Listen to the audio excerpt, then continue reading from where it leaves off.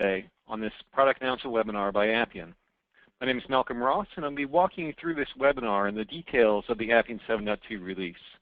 This webinar is designed to educate you as designers, administrators, end users, and business analysts of the Appian A-Bpm software on the latest features and capabilities of the 7.2 release.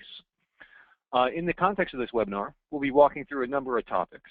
These include general user interface improvements, records and reports, Appian Sale, new helper functions, web service enhancements, platform updates, and other resolved issues and enhancements that are available inside the Appian 7.2 release notes. I'm going to be walking through first at a top level some of the overall improvements in the general user interface, and then walking through in detail some of the features and functions that have changed, as well as some of the major architectural changes of the Appian 7.2 release, which incorporate records, reports, in the Sale environment. Again, as I mentioned before, if you do have questions or comments during the span of this webinar, please submit those using the questions feature on the GoToMeeting software. If you want access to this information after, a recording of the full presentation will be available on the Appian Forum website. So with that, let's go into some of the features and improvements of the Appian 7.2 release. The two major architectural as well as user interface improvements with the Appian 7.2 release include the introduction of records and reports.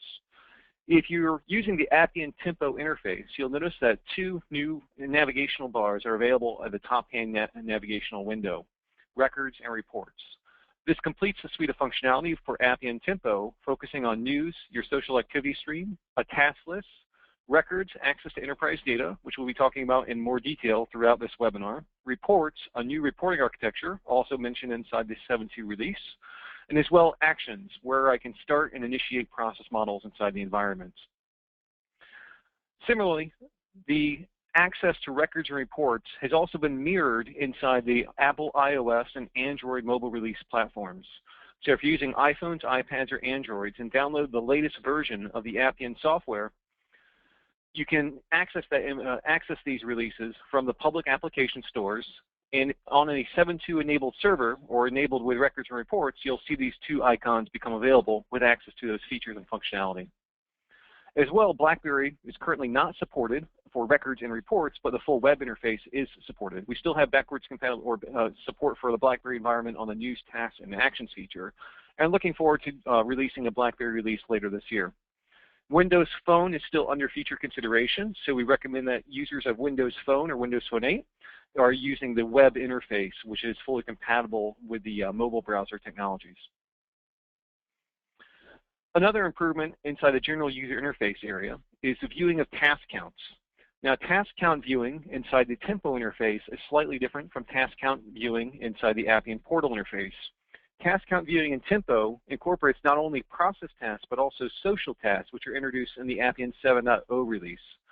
Social tasks allow users to assign ad hoc tasks without a predefined process model between other users. As users receive these open tasks, they'll also be included inside the task count, which might know any discrepancy if you see a task count inside Portal and a task count inside Tempo. You might notice that the task count inside Tempo is slightly higher because it incorporates not only process tasks, but also social tasks. Also, we've enhanced the news feature of Appian Tempo to allow hiding of comments. Some of our customers have noted that they are using very large collaboration streams on events, and as they expand those streams, they'd like to recontract those so they can view other items inside the activity stream. Now available at the top where you see show comments, once you show comments, you'll now be able to hide comments, hiding those comments so it contracts the collaboration stream and you can view other content inside the activity stream interface. Now going on to a larger topic of discussion, which is Appian Records.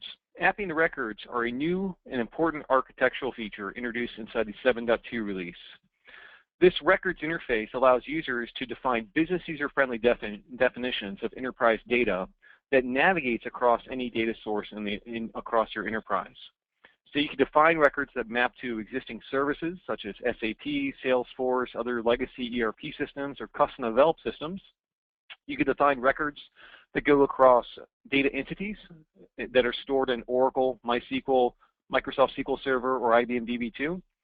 Or you can define records to go across Appian process instances as a main data store if you want to see help desk tickets or other types of solutions that rely on the process instance as the main data container.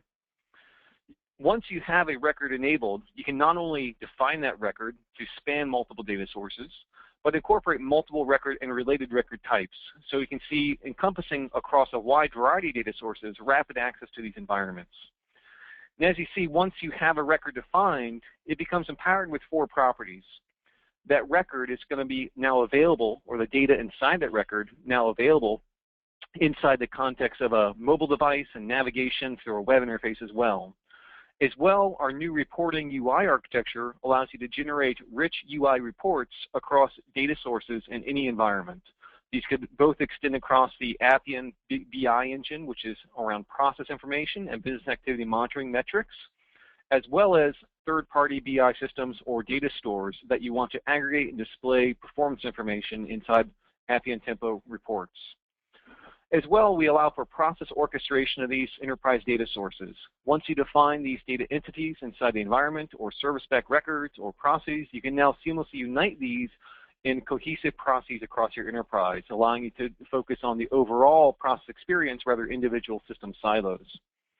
And finally, we include the social collaboration features, which allows you to have collaborations, discussions, monitoring events around data sources or processes, or doing ad hoc communications and collaborations in the context of the overall system.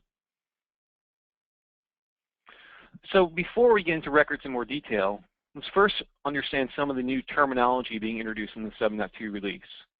The first term is called a record type. A record type is a specific class of record that has a shared metadata definition, such as if I define customer, maybe all customers are sourced from the same data source, they're sourced from a relational database, as well as customer shows possibly customer name, customer address, and other type of shared metadata attributes of all the data of that record type. Once I have a record type defined that is mapped to either a process model, data entity, or a service through an API-backed expression, I can have the data sourced and displayed in a record list. A record list shows me all the rows or items of that record type that are sourced from the variety of sources. As I navigate into a specific item in the record list, such as, say, customer ABC, I see then the record dashboard, which is the individual dashboard information around that record, the detailed screen of what that contents of that record includes. Now, in the context of that dashboard, you also have what we call related actions. Related actions allow me to overlay process actions on top of data sources. So the main navigational scheme now in Appian is focused on data navigation, and then once I get to the data artifact I want to take action on, an action I want to apply to it, such as a process model that will inherit the properties of the individual record. And then finally, we have Tempo reports. Tempo reports are available from the Tempo UI in mobile environments and allow you to display all the reports and information from multiple records inside these different UI architectures. So here's an example records dashboard. As I navigate into a specific record inside the environment, the record dashboard, you'll notice, is quite similar in concept to the process instance dashboard we have in the application portal environment. It allows you to create a dashboard to display read-only information on, across not only process data, but also a variety of data sources. Big difference between process portal dashboards and this is now it's also available inside the Appian mobile environment, and as well as constructed using the new Appian Sail architecture, which I'll go into in more detail. Now, individual record dashboards can be sourced from multiple locations as well. So even inside the context of individual dashboard, each of these dashboards is constructed by a data expression which can be sourced the data or can source the data from any location I want. So I might have some information coming from a database or service. I might have some information coming from other content sources and some coming from an entirely different data source, combined together to display a single read-only view. The idea is that you want to combine all the data a customer needs or a user needs to make important decisions in one location and directly associate those with related actions and display those through a full rich web interface as well as a native mobile client experience. Now going on, I'm going to talk about these 3 primary record types: process-backed record, data entity-backed record, and service-backed record. The process back record is designed to allow you as an existing customer who might be using the application portal environment and process instance dashboards to rapidly migrate those solutions with no or limited data re-architecture to the Appian records interface. So from this, I can see this is an example of the application portal environment. It's important to also understand that if you're currently using the application portal environment as your primary user experience, this is fully supported inside Appian 7.2 as well. So there's nothing wrong with upgrading to Appian 7.2 and continue to use the application portal as your primary user experience and choosing on your own terms when you want to migrate functionality to the Appian Tempo and mobile experiences. And this is an example of how we would take that. So here we have a process instance dashboard where all the information inside this specific process request is sourced from a process instance and process variables. As well on the right-hand side, I have my procurement actions. These are represented inside the data architecture or process architecture as quick tasks or ad hoc activities that exist inside the context of that process model. Now, using the Appian Sale UI, which we'll go into in more detail as well, we can design a process instance dashboard as a record dashboard inside Appian 7.2. The record dashboard can use all the same design concepts, such as multi-column, two-column layouts, the chevron status indicator of where things are in the process, access to attachments and documents, and as well, the quick task actions that were available in my process instance dashboard are now available inside related actions inside the environment. And of course, all this is available rapidly through taking the exact same data source and then just creating a new sale interface, which we'll talk about in just a minute. Now, the next type of record is a data entity back record. This is where I'm using a data source, a defined data entity, using the data store functionality existing in Appian today and previous releases to source information directly from a database into the navigational schema of a record. Now, this allows you to avoid creating long-running processes to act as data containers to simply apply actions to that data inside the environment. I can source the data directly from a relational database, display the information both on a mobile device as well as on the web interface, and then associate process model actions to individual items. So we're going to see a demonstration of all this functionality immediately after the PowerPoints. And then the final is called a service back record example. The service back record example allows me to source information from a web service or third-party service by defining an expression that maps that information. The expression is generated by using the Appian plugin architecture based on Java coding and OSGI plugin objects. So if I create a new OSGI plugin that enables a service back record, such as in this example I'll be demonstrating, a mapping to Salesforce, I can take the direct information directly from that system and source it directly into Appian as well, allowing me to consolidate access to multiple systems, data, and processes in one location. And of course, the related actions as well allow me to associate actions on top of that data source, as well as uniting those with other information inside the environment. Now, if we imagine then as I click on records, the first thing the user is going to see is a list of all the record types that they have access to. Now, inside these, I see logical names, accounts, aircraft, aircraft service requests. In this solution example, I may be working across a Salesforce environment. I'm managing an inventory, in this case of aircraft. I'm trying to lease that aircraft to certain clients, so I want access to my inventory of aircraft, all these service requests, to what the status is of those aircraft, which ones are operational or not. I want to see my customer accounts, leads, and opportunities. As a sales rep, I also want to be able to see the leads and opportunities I have to lease more aircraft to different customers.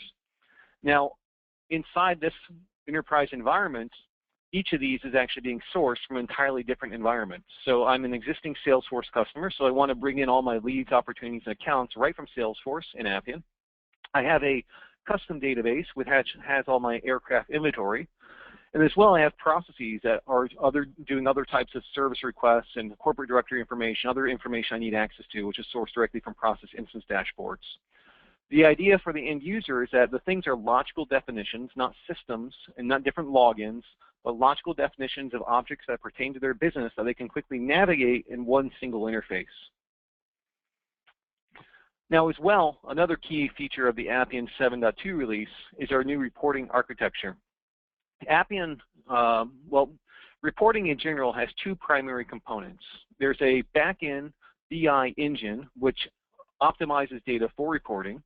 And then there's a front-end rendering of those reports in bar charts, pie charts, grids, individual fields that we want to display the results of the aggregate analytics. Appian still maintains the exact same analytic engine that we've had in previous releases that allows you to report on any information inside processes as well as business activity monitoring metrics, lag time, work time durations of individual processes. All this information from the Appian BI engine can also be sourced and displayed inside reports in these Appian Tempo report dashboards. Now, as well, these Appian Tempo report dashboards can also be sourced directly from record interfaces or any expression that can feed it data inside the environment. So this greatly expands the concept of reports, allowing me to source maybe the content of a pie chart or a bar chart, or here down below, a Google image overlaying statistics and information about my aircraft location, sourced from maybe my backend database on aircraft inventory, sourced directly from Salesforce, and displayed both on the web interface as well as mobile interface. I can combine reports from multiple sources in a single location as well. So let's get into actually how to create record types. And first I'm going to walk through inside the PowerPoint how this is created, and then I'm going to walk through inside a live demonstration how we actually develop and manage record types inside Appian 7.2. Appian provides a web UI for administrators to manage record types. This is available under the System tab under Data Management. Right next to the Data Types and Data Stores, you'll see a new tab called Record Types. Record types have a number of properties such as the record type name, the URL stub if you want to share links to a specific record type, the source location. You'll see a drop-down which allows me to source this from either a data entity, a process, or a rule expression, which is a service-back record. A list view, which defines the expression of how I want to format the content in the list of record details, and we'll see that in a second. Security permissions to the record type, so who has a viewer, editor, auditor, and administrator rights to that record type. Dashboard view, which is the Sail UI dashboard, defining the, once I click into the record dashboard, what is that going to look like. Filters and facet controls, which are different types of predefined filters and facet filters, which is the equivalent of quick filters inside the Appian portal environment. Now, the very first object that we start to have some more complexity in defining is the list view structure. As I click on an individual record type, I'm going to get a list of all the data inside that record, whether it's sourced from a database or process. It will use a list view definition to figure out how to display that information inside that list. There's four main parameters of a list view definition: a title, the details, a timestamp, and the image icon that you want to use for each of those record items. Inside here, we have a new type constructor, which I'll get into more detail about types, which allows me to define each of these. Each of these parameters is fully defined using Appian rule expression as well, so I can have a number of dynamic behavior possibilities in determining what goes into the title, what goes into the details, how I want to format the details with carriage returns and colons and more information. The timestamp as well as the image can be dynamically sourced based on conditional rules and information inside expressions. Now this gets into Appian Sail. The list view is just a small preview into the Appian Sail architecture. The goal of Appian Sail is to provide a single way for defining a user experience, whether it's a modular section or overall user experience, as a reusable rule definition that is designed once to run anywhere, literally run anywhere, on a mobile device, on a web interface.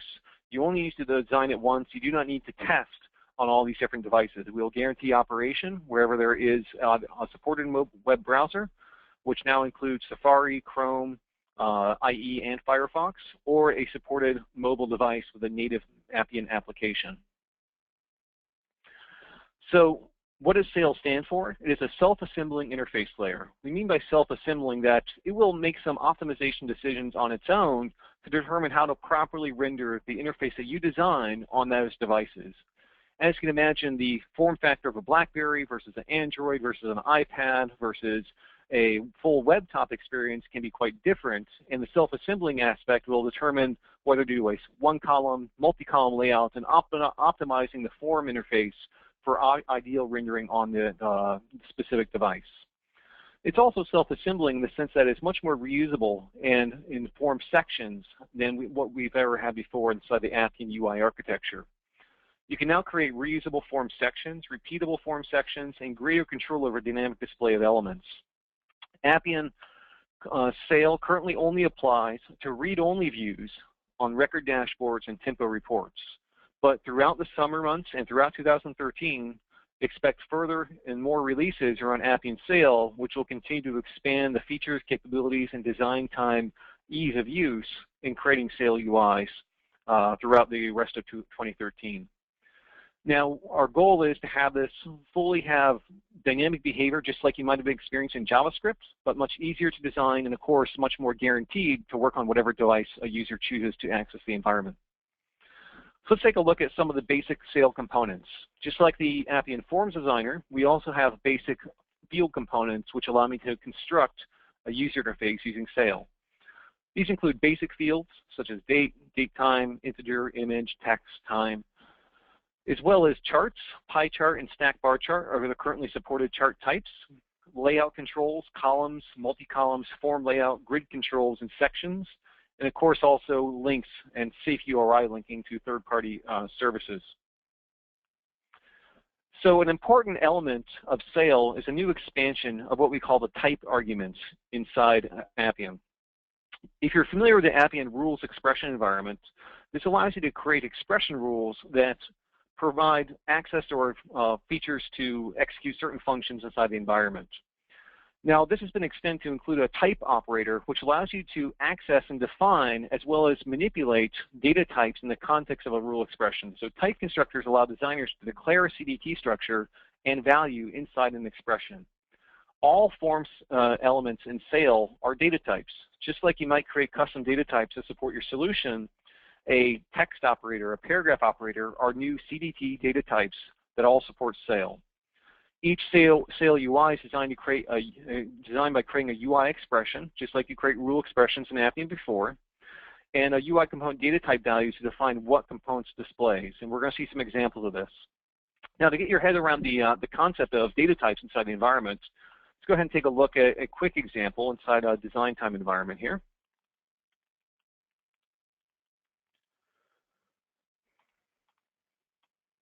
And let me go to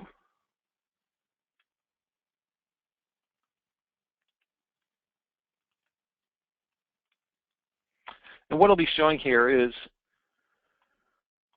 going into the design time environment to access and work with some data type constructors. So the easiest way to test and play with this is to go ahead and say create an expression rule, define an expression, and say type, and I want to say text field. So that now, if you just say type bang, text field, open parentheses, close parentheses, that's going to give me very quickly a definition of that CDT data type. Now, this doesn't just apply to Appian or Appian reserved data types. If I go into my system environment, look at some data types that I have already defined, such as here I have one called airport for my aircraft service management solution. Go back to my rules environment. Simply type in the word, type, airport, test rule, and now we can see the definition of that.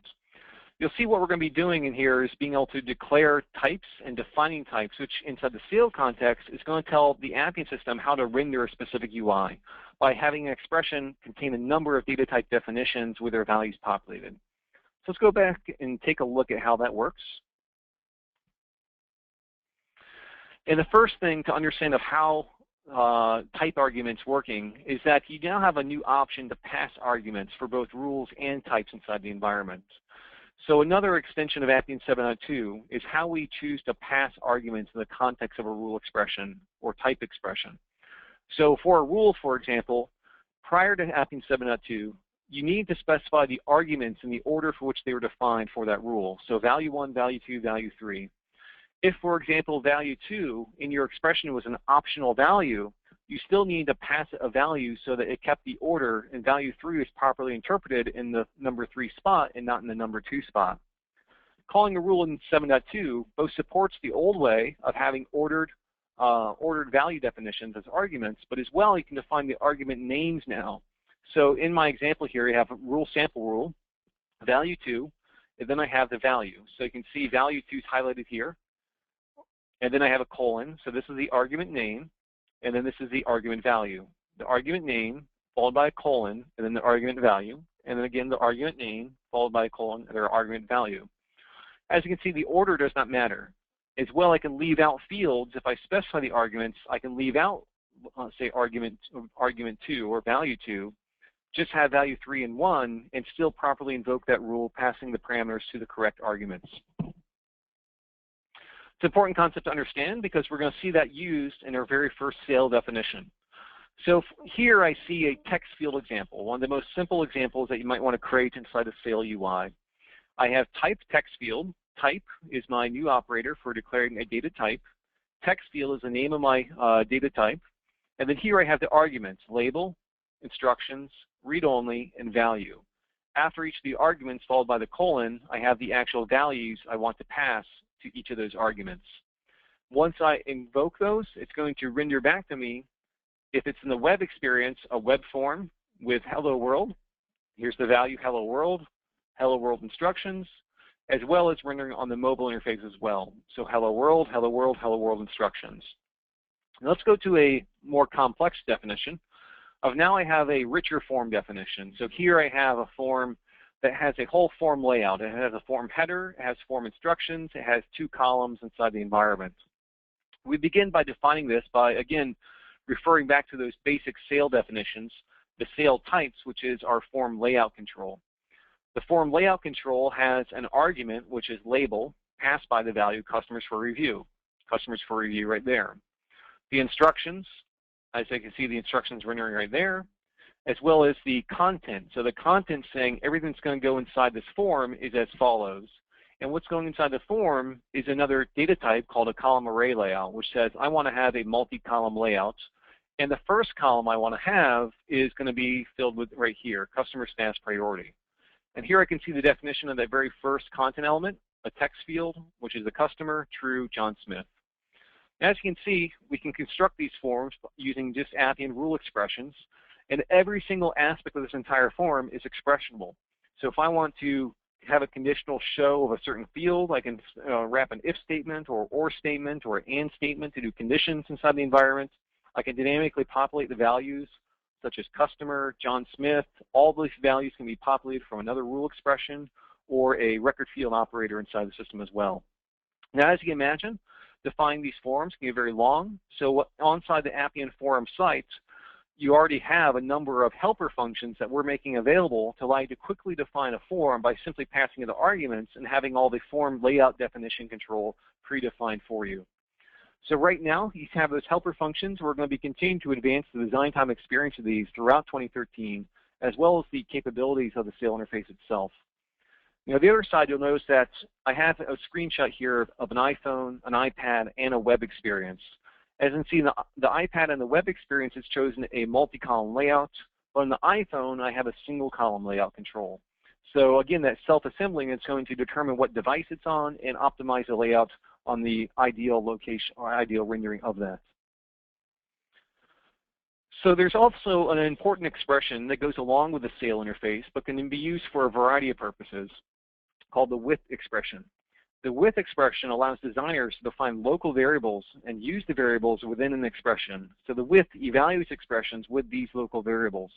So for example, in the example use of with, I have with A10, B20, A plus B. So the first set of parameters, A and B, those are my arguments. It's going to define a new variable called A, a new variable called B, followed by a colon, and then the value of 10 for A and the value of 20 for B. I don't need to declare types. It'll automatically interpret the type. If it's a text string or whatever it is, it will take over whatever data type you pass it to contain those values. As I then add those two values together, the very last argument of the with expression is going to be the expression that I want to evaluate inside the environment, so yield 30. So for use in expressions that reuse the same complex multiple value multiple times for accessing different fields. This concept becomes very important when defining sale forms and other types of interfaces because I can declare a large data gathering function once and then populate all the interfaces or features of a sale UI from that value set. But let's take a look at a simple example of how this might work inside the environment. In 1 second. So let's go back to my Firefox environment. And I'm going to define a very simple example here. I'm going to say with, or actually let's just say document. And I'm going to say 1457. That's a document ID. And I want to find out what extension it is. And I'm going to test that rule. And I can see 1457 is a PNG file that I have stored inside my document management system. So let's say, for example, that I want to have a general purpose rule expression that identifies if a document is an image or not. And of course, the image could be a GIF extension, a JPEG extension, a PNG extension, a variety of extension types. Now, if I want to do that, I might need to call the document function 3 or 4 different times to say, is it PNG? Is it JPEG? Is it GIF? Is it all these different document types? So instead, let's go ahead and just say with, I want to define a new variable called ext, short for extension, that's going to now store that extension value. And now I want to say if, say, ext equals PNG, or if ext equals JPG, or if ext equals GIF. So if it's any of these 3 values, I want to return a true or false. So if I go ahead and say, close out my parentheses, test, and now I can see that's true. If I were to change this, say 1458, let's see, test, true, 1458 is also, but let's say, and that one doesn't exist. So inside here, I can now create a general purpose expression that fires and executes much faster than having to call that document function multiple times. As you start to declare or create larger sale pages, it's important to consider using the with function to think about how you can optimize the rendering of a page by only declaring the data set once, storing all the data set in a data dictionary or data type, and then using those data values to render the overall sale page. So let's go back to the presentation. Talk a little bit more about the with expression. So how the with works is that you have any number of local variables, 1 to infinity. I just populate those with the set values. As you can see, they can be expressions, as I just used, or set values. And then the very last argument, which is required, is going to be the expression I want to evaluate. So it's going to fire that off. Now, these are only local variables that will pertain to the context of that with expression. They're not reused outside the overall expression environment. So let's expand now and talk about defining a tempo report inside Appian. Tempo reports are a new feature as well that if you click on the Reports tab inside the Designer interface, you're going to notice an extension, which is this Tempo Reports section, followed also by Portal Reports. So we have 2 different reports now. We have Tempo Reports, which are the new reporting architecture that you'll use inside the Tempo UI. You have Portal Reports, which is all your existing reports they might be using the application portal environment. Both reporting formats are fully supported. As I said, the application portal environment is still very much a part of the 7.2 release. But now you have additional tempo reports which enable mobile and tempo rendering of those report definitions. As well, tempo reports, as I mentioned before, can be sourced through a content expression that goes to any data source I might choose. Now, a tempo report has a number of configuration parameters, such as the name, description, URL stub if I want to have a direct URL address to that report. The viewer group, auditor, editor, and administrator groups are the security permissions on that report, as well as the content expression I want to use to populate that report. So the content expression will be used to not only populate the data, but as well define the type pie chart, type bar chart, or the layout control I want for that report definition. So we take a look at an example here. Here I have a pie chart example.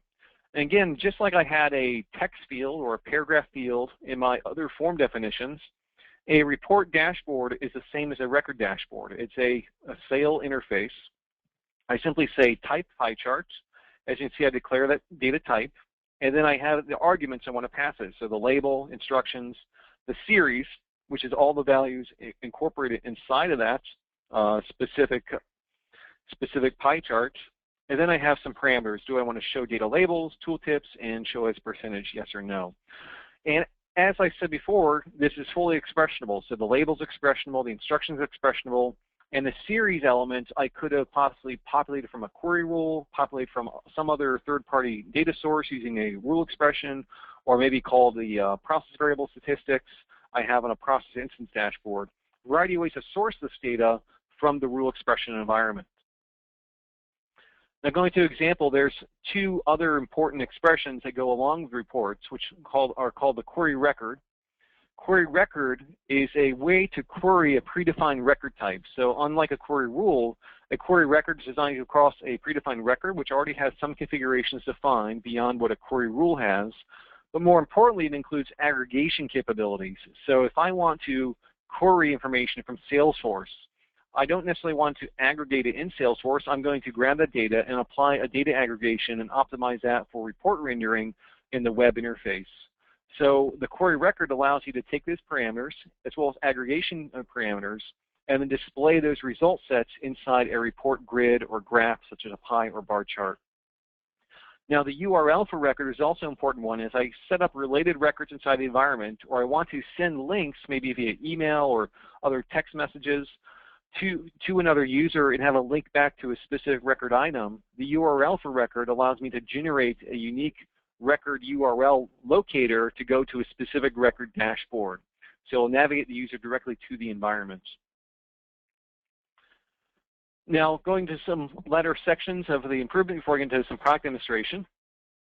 Function improvements and an OR have been improved a little bit in performance. As soon as they hit a condition that it doesn't need to evaluate any further conditions, it will stop evaluating the function. So for example, as soon as the OR function evaluates an order, the first true function return that the OR statement receives, it will stop executing the rest of it. Same thing with AND, the first false it receives, it will stop executing the rest of it. This is just an optimization for performance of the environment. The remove function also, if you pass an empty array as the array to remove elements, the function returns an empty array instead of returning an error, which is an improvement of the remove function. We've also improved the group management changes. So on group management, when users changed or gained access to groups, that group membership information wasn't cached or refreshed until a login, logout action occurred. So for example, if I started to assign, or if I had tasks assigned to a specific group, and then I made a user a member of that group, so therefore they should start receiving those tasks as well, the user did not actually see those tasks in their inbox until they logged out and logged back in, which refreshed their group membership cache, understood that they were a member of this group, and therefore can see those elements. Now, this is all happening in real time. So as I change group membership, if I add a user to a group, they'll automatically see the security elements defined, tasks defined for that user, instantly refresh without a logout, login action. This only works for directly assigned users and groups. It does not work for rule-based groups. If it is a rule-based group membership, you will still need to have that logout, login action for the user to understand the changes or the group membership that they're now part of. Web services layer improvements and handling doc types and other types of WSDL parameters. There's just a lot of general interface improvements to handling of doc type elements. An error be thrown if it's in pause by exception if it's a doc type. It's a new library. It correctly adheres to the HTTP URL replacement section of the WSDL specification. And as well, if the WSDL has operation bindings that are both document and literal and RPC and literal, and they use element types in input and output message with the same name, then a name conflict will arise. If the message is on a different type, then one of the operations will end up in incorrect input-output message type. Finally, platform updates. Windows 8 and Internet Explorer 10 are now supported for every aspect of the app interface. So this includes tempo, this includes the application portal, includes the designer, as well as the process modeler environment. So if you want to take advantage of the Windows 8 tablets or the IE10 environment, you can use this for the full breadth of development and end-user functions of the Appian product. And finally, on platform updates, we've also included a script for dynamically or hot loading additional configurations to the environment. So I think this covers about 90% of the custom.property configurations you can apply to configure things like email server or different types of timeout session lengths on your custom.properties file. These can all now be dynamically hot loaded without a server restart. So you can go into the details of the release notes on exactly what those parameters are.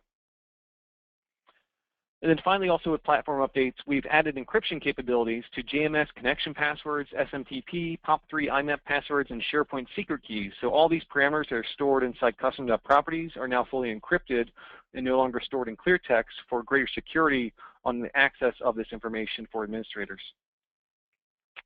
So before I get into a product demonstration of some of these features, I'd like to remind everyone that we do have a number of other educational sections or sessions planned. Our next Appian Tips and Tricks webinar is scheduled for May 29th, 2013 at noon Eastern Time. That's the same time as this webinar. And the registration is open at this GoToMeeting address, but we'll also be sending out form notifications as well as email alerts with links to the registration. This first Tips and Tricks webinar is going to be covering process-backed records and reports. So how to take your existing process-backed process instance dashboards and process reports and migrate those to the Tempo mobile experience in Appian 7.2. Now, followed by this Tips and Tricks webinar, just 2 weeks later, we're going to have another Tips and Tricks webinar, which is going to be focused on data entity-backed records and reports. And then followed by that, we're going to have another session, which is going to be service-backed records and reports. So starting out with the process-backed records, which are the easiest to jump into for existing customers, to data entity-backed records for sourcing information from databases, to service-backed records, which is technically one of the more challenging ones because you need to do some development, but also one of the most interesting because you can start wrapping third-party services. So more on that, but let's take a look at the 7.2 release. And again, as you get to questions, I'm going to try to wrap up in the next 10 minutes and leave a few minutes at the end here to answer all the questions that have been building up here. So let's take a look at the Tempo experience. So right away you'll notice that, again, there's the records and reports navigational concepts are now available to me inside the interface. So I can come in and say, let's say I want to have my records list. I click on the records and get to all those objects that are being sourced from the environment. My records list can, again, contain information from multiple locations. So here I have accounts, which is a service-backed record through Salesforce. Here I have aircraft, which is a database-backed record. I have then corporate directory and purchase requests, which are process-backed records inside the system. If I click on aircraft, for example, this information was sourced directly from a data entity. There is no process involved or process container involved yet. As I click on the individual record dashboard, I get to the detail of this information. So here I can have obviously links to third-party content, so I can see exactly where the aircraft is. If I go back, I can see other types of links to news and discussions about this aircraft inside the Tempo activity stream. So other content or conversations have been going on about this aircraft. As well, I have my related actions. My related actions show me all the available process model actions inside of here. Now this specific example is what we call a data entity-backed record. If I go to the configuration of this record, again, you go to the system, record type configuration, and here I go to aircraft. And here I see all the configurations for this. So I have a rule that's defining the list view and all the parameters I want to pass for the list view. You'll notice that there's this RF operator, which stands for record field, which as I start to work with stale interfaces and define the list view and dashboards, I can call RF properties, which are record field properties, which are all the attributes of that specific record. Now in this case, I have a data entity-backed record, so that's defined by the CDT for aircraft. Down below then, I have my facets. My facets are my filter controls, allowing me to determine how I want to filter or allow quick filters on this specific record. Then related actions are the individual process models I want to allow this user to invoke in the context of this record. So here I have high priority airplane service requests, initiate purchase requests, initiate warranty renewal. Each of these allow me to pass it a certain content expression. So that parameter or that process model has a start parameter. In this case, this one has a start parameter called APS airplane. As I define APS airplane, as a start parameter, I'm going to populate it with a query rule to get it all the properties of this record, pass it the information, and then initiate it from right there. So if I see this in action, let's go to, say, my initiate purchase request, go to my related action. If I go to initiate a purchase request, I can see it's automatically taken the description field, taken all the data properties of that record and populated it inside this, this process form. So now I can go ahead and say new GPS unit, and this is say hardware, it's less than $100,000. I need a new GPS unit by May 31st. I can always upload content inside of here, so let's go ahead and say upload that content inside the environment. As I hit start, I then kick that off and initiate that request. So of course, as I design these dashboards, they're also natively available on the mobile experience. So if I go back to my mobile environment, let's see here, go to desktop.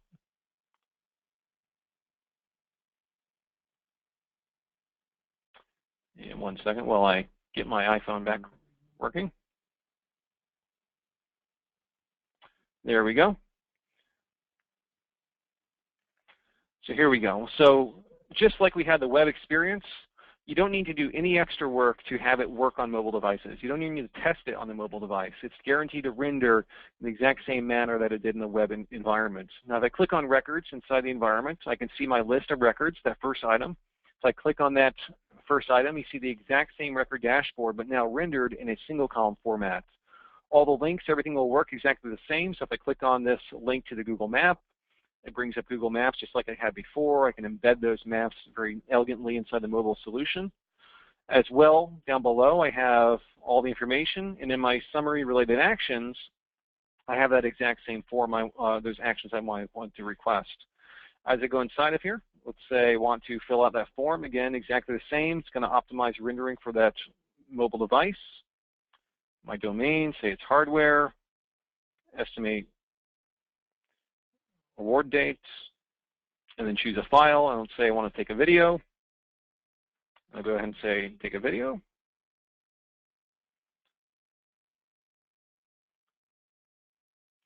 Use that video, upload that, and incorporate that inside my request.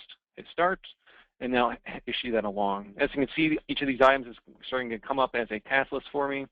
Click on those tasks and start accepting those inside the environment. So here, if I go refresh, accept those tasks and see those requests, those purchase requests inside the environment. Now going back, if we go back to the web experience as one aspect of using the environment, a data entity back record, as I said, just configured inside the record type definition to an existing data store. If I want to configure the data store, again, that process, I define first the CDT. So here I have my APS airplane data type. My data type is one of my defined custom data types I've put into the system. I've also, inside the XML definition, mapped that to a data store by defining the mapping to the relational columns. As I have that data store, I go back to data management, data stores. I now have, say, my APS data, which has my aircraft table, my part table, my airport table, all the information mapped to that database. If I want to execute that mapping, I simply hit verify down below, and that's going to verify the mapping of that CDT to the external data store.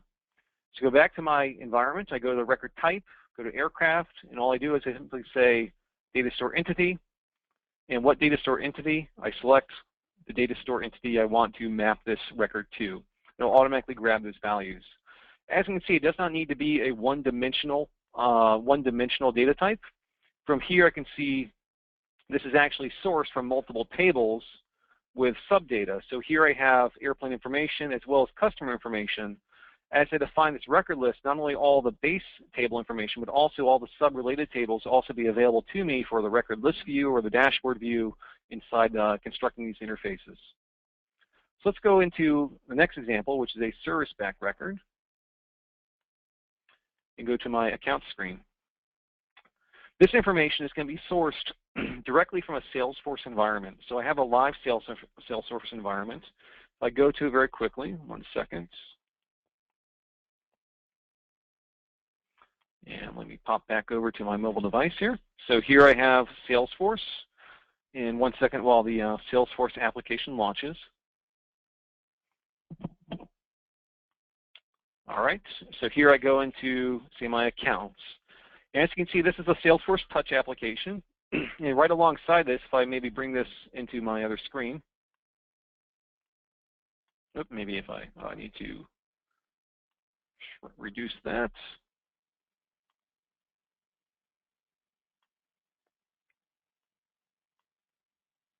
There we go. So right alongside, I can see the same information is being serviced. Now I'm sorting it slightly differently. So you see Edge for Communications example is both the top one, but I see a different sort being applied inside the apping record interface. If If I click on an individual record inside Salesforce, I can see my information. So I want to edit this record inside Salesforce. I'm going to change the rating, say from cold, 1 second, to hot. I'm going to take out, say, the word example, removing that word from here. Hit check. Save the information in Salesforce. 1 second.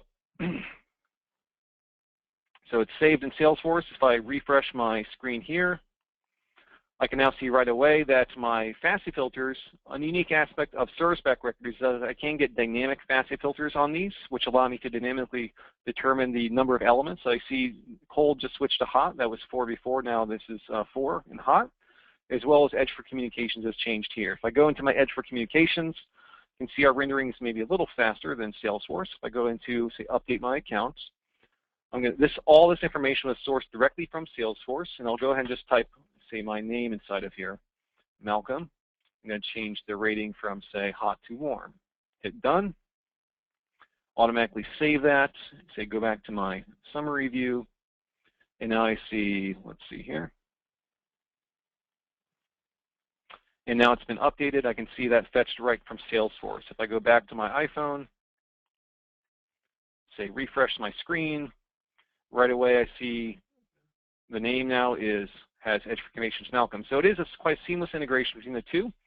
And how we construct this is by defining this as a service-back record. So if I go into my data management area again, go to my record types, go aircraft, not aircraft, but rather accounts. So go to my record type. I'm going to cancel this. Go to Salesforce account. So here's my definition. As you can see, the source type now is going to be a rule. And here I have a custom plugin rule called SFDC Account List View. This is a general purpose rule that we developed as a proof of concept for this demonstration, which wraps the Salesforce Web Services API in a rule expression. I can then pass it simple parameters to generate a list view for displaying inside the records interface. This is how you would develop this.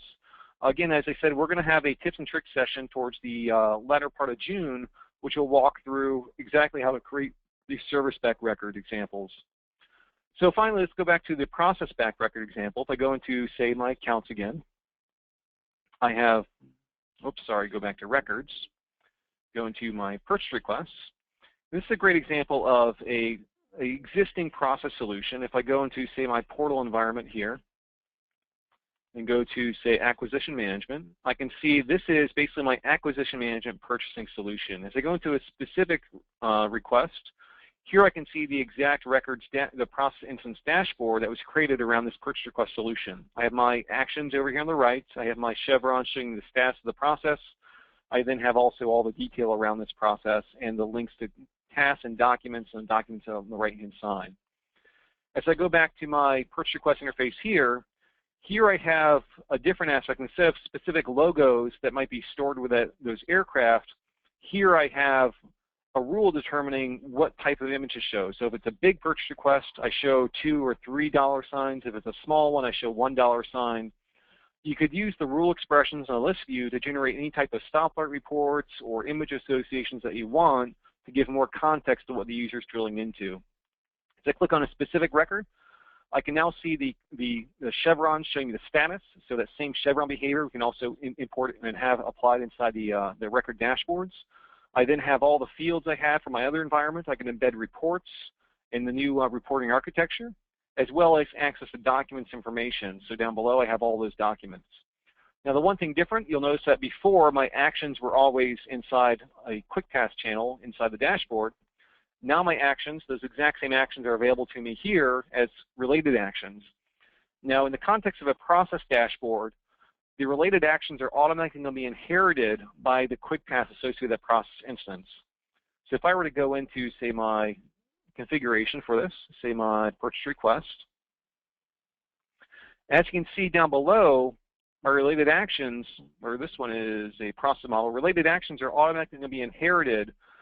So I don't have any defined statically here, but I do have related actions inside this context because these are all the quick tasks that are associated with a specific process instance environment.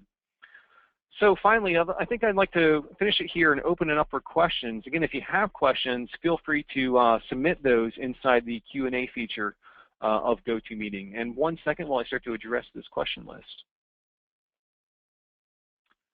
So, 1 second. First question.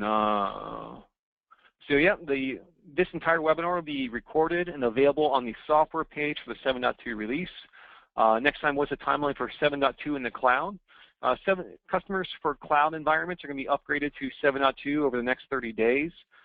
Expect, if you'd like to be prioritized, please simply contact Appian support to understand where you are and request prioritization to the 7.2 upgrade. But all those should be upgraded very shortly.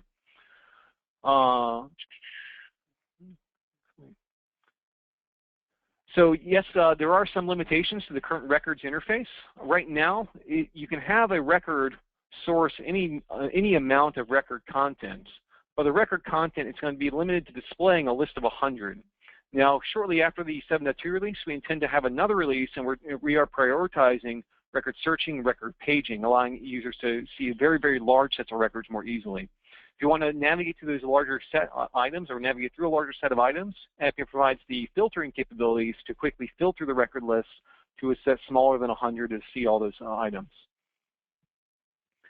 Can we incorporate records in the Appian portal, or do we need tempo only? Appian records are a tempo only feature. So if you're currently using portal, we'd recommend that you look at migrating a lot of those dashboard experiences you have from the portal environment to record dashboards as alternative user experience. We can sort, filter records and reports exactly the same way. So yes, you have quick filters inside the Appian portal. So the question is also, can we sort, filter records and reports in the exact same ways we filter reports in the reports channel? Yes, that's the goal of the report, the facet filters. If I go back to my interface here, you can see that the facet filters, which will be rendering here on the left-hand side, are the exact same as quick filters that you have in the reports environment. So this allows you to have those quick filters just like you have in reports inside the records context. So how do you limit? So right now, as I said before, record listing is pre-limited to 100, and record paging and searching should be coming out a little later this summer. We have about 200,000 user entries. Can that be shown in record view? Yes, 200,000 can be shown in record view. The goal, though, is because there is no current paging or searching capabilities, you will need to apply facet filters to ensure users can locate specific items of content. We do encourage you, though, if you have 200,000 in a large database environment, you should still start to explore the records interface, because most likely by the time you start to maybe go into production or think about production, we're going to be backfilling and adding those search and paging capabilities as well. So it is continuing to evolve platform to add those features. Will there be a sale designer-like form designer experience? Certainly the sale design time experience is also in the works. So right now, as you saw, it's a rule expression environment, which has a lot of advantages in the dynamic behavior, just like you're writing JavaScript inside the form environment for dynamic behavior. You're writing now the sale expressions for dynamic behavior inside here, but as well the whole form definition is in there as well. Now, we're working on a full sale design time experience, which will also greatly ease and speed up the speed at which you can create these sale interfaces. Will sale reduce, eliminate the use of JavaScript jQuery for client-side validations? Yes, that is exactly the goal. So as we get interactive sale forms, this will fully replace the need for writing JavaScript jQueries and other types of more coding complexities in those Java languages, and reduce those into sale interfaces and rule configurations.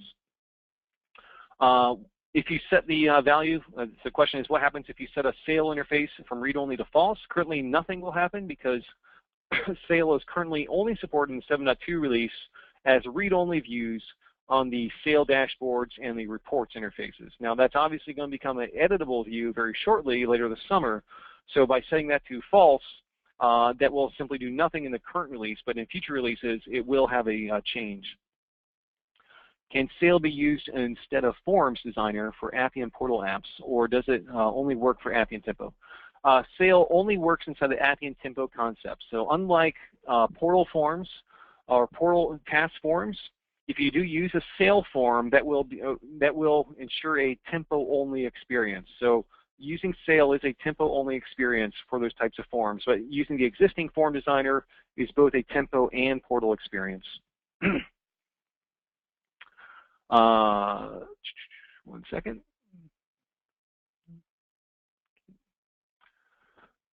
So query on calling rules, how does one match the argument names in the example which is given? So, going back to the argument definitions and defining those argument names, the argument names should match exactly the argument names of the rule expression. So when we talked about value 1, value 2, value 3, that means there are specific argument names called those values. So you want to make sure that those argument names match exactly the arguments that are defined inside the rule or the type declaration. So here we have now a query on optional argument if we avoid some of the values and rules. Let's go to, so dynamic population of values and fields in sale, is it on the server or on the client side? The dynamic population of fields is on the server side. It seems like it is on the server side. Yes, it is. So it seems like the entire page will be reloaded as opposed to JavaScript. That is currently, as you see, sale is a read-only experience, so you don't have the same interactivity, but as sale evolves, you are going to have some different types of elements of doing client-side or server-side loading of sale forms. So that's something in the works for a future release, but right now, as you see, since it's read-only, it's all server-side and then renders the environment to the user. Can we use tempo report design and portal reports used for Appian portals? We do have helper functions that I believe are already available in Appian Forum, which allow you to take existing Appian portal reports and rapidly port those to tempo reports. So if you have existing pie charts and bar charts and other types of report definitions, you can take those report definitions, put them inside an expression. The expression will call the report definition and render it inside a tempo report. And of course, there's more detail on that. If you go to the Share Components area, and library functions, you'll see more information on these as well as other helper functions to help you generate these sale interfaces. Any out-of-the-box buttons in the reports tempo interface? Since right now sale is a read-only interface, there is no interactive controls. Now, as I said before, interactive controls, editable controls, are something that's coming out very shortly in the next iterative release of the Appian 7 series. When do you expect dynamic filters? Dynamic filters are currently available already. So the question is, when do you expect dynamic filters on record lists to be available? So dynamic filters are currently available on service-backed records. Now, that's another item that is currently in the backlog for delivering on process-backed records as well as data entity-backed records. So that's on the backlog. I can't say a specific date, but we're certainly looking at prioritizing that. But again, as I said, service-backed records have dynamic filters in the 7.2 release today. Any JavaScript usage enhance the UI? There is no JavaScripting on your side. So for the tempo and mobile experience, there is no JavaScripting in your development to create those interfaces. Certainly there's embedded JavaScripting in our web experience to render those UIs in the Appian environment. But as far as in the old paradigm of you writing JavaScript to create interactive behavior, the goal is all the information will be replaced by the sale interactivity. So next question, how high can we use type form layout and normal form UI in the same process model? So can we use the type form layout and normal form UI? So no, so the question is, can we use the new sale type formats in a process model? You can use sale definition forms, or you're required to use sale definition forms for record dashboards. Now, record dashboards can map to a process model or process-backed record or data entity-backed record. So yes, kind of, but sale dashboards are a different form design experience than, say, your other form designer. What about tasks related to record? Certainly that's tasks related to record can be queried because you have relationships in those task definitions. It's certainly possible as well. And I think we have a lot more questions, and to tell you what, we're a little bit over time today, so I'm going to try to get back to each of these questions as well as people propose these.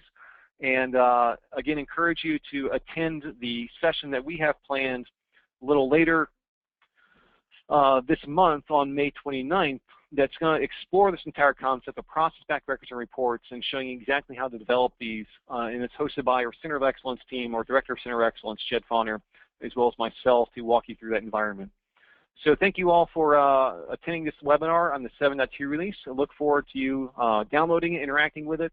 And again, the 7.2 release is available for download off Appian Forum today, and cloud customers If you'd like to be prioritized, simply contact the Cloud Support Team, prioritize your name, or ask them on your schedule of the exact date of when you expect to be upgraded as well. Thank you all. Look forward to any further questions. Feel free to reach out to us on Appian Forum as well. Thank you all for attending.